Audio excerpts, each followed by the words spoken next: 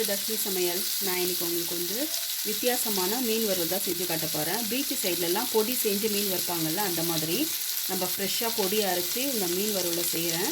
அது ரொம்ப டேஸ்ட்டாக இருக்கும். வித்தியாசமான டேஸ்ட்டில் ட்ரை பண்ணி பாருங்கள். அது எப்படி செய்யுதுன்னு பார்க்கலாம் வாங்க.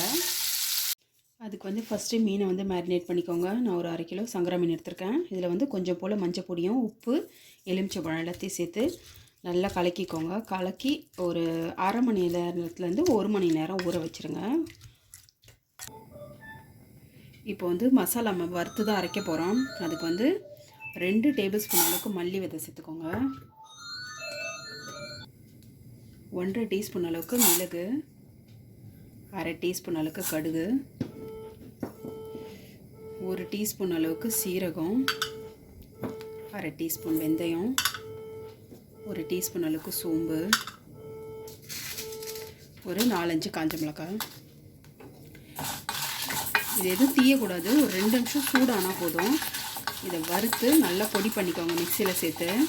நான் இது கூட கலருக்காக நான் வந்து 1 டீஸ்பூன் அளவுக்கு காஷ்மீரி சில்லி பவுடர் சேர்த்துக்குவேன். நீங்கள் மிளகாவாக இருந்தாலும் காஷ்மீரி மிளகா சேர்த்துக்கோங்க. இதில் ஒரு கைப்பிடி அளவுக்கு கருவேப்பிலை சேர்த்துக்கோங்க.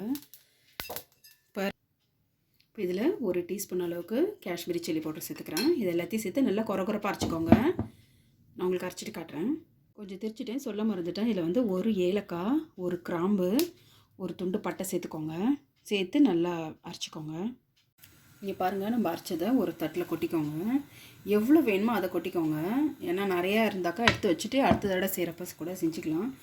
இதுக்கு கொஞ்சம் போல் தேவையான உப்பு.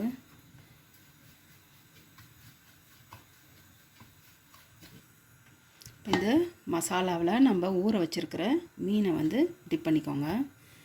நீங்கள் இப்படி போட்டாலே ஒட்டிக்கும்.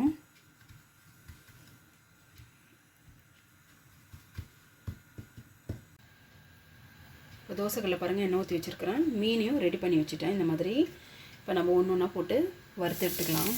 நீங்கள் டீப் ஃப்ரை கூட பண்ணலாம். நான் இன்றைக்கி வந்து ஷேலோ ஃப்ரை தான் பண்ணுறேன்.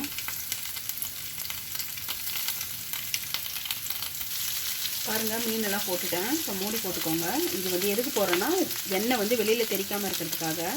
இப்போ நம்ம வெந்ததுக்கப்புறம் இன்னொரு பக்கம் திருப்பி போட்டுக்கலாம். பாருங்கள், நல்லா வந்துருச்சு. ஒரு சைடு திருப்பி போட்டுக்கோங்க. பாருங்கள், எல்லாமே ரெடி ஆகிடுச்சு. இப்போ வந்து பவுலுக்கு மாற்றிக்கலாம்.